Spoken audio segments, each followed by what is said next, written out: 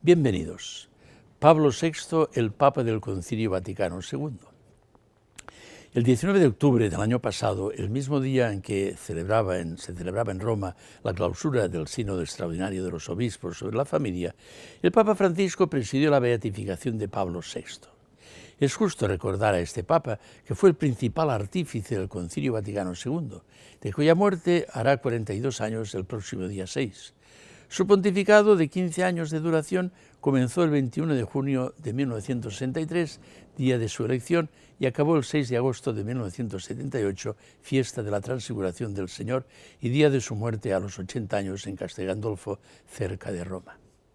Se ha escrito que Pablo VI fue un papa al que todavía le tenemos que hacer justicia, y más aún cuando ya ha sido canonizados su antecesor y un sucesor suyo, Juan XXIII y Juan Pablo II.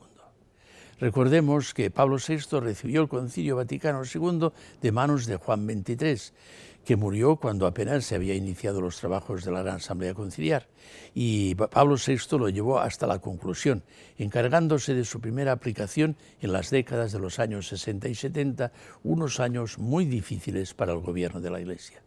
Recordemos también que fue el primer papa que hizo una peregrinación a Tierra Santa, donde tuvo un encuentro memorable con el patriarca Atenágoras, con aquel gran abrazo entre los máximos representantes de las iglesias de Oriente y de Occidente, un gesto que llevaría al final del Concilio Vaticano II a anular las mutuas excomuniones entre Roma y Constantinopla que venían del siglo XI.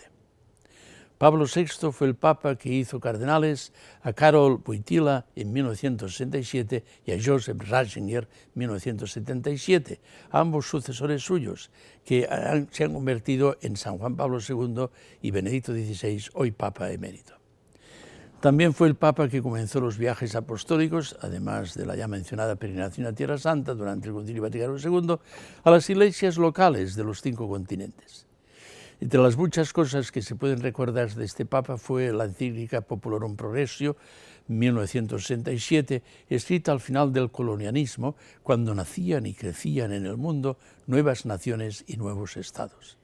Después publicó la Humanae Vitae, 1968, la encíclica sobre el control de la natalidad y los valores de la familia.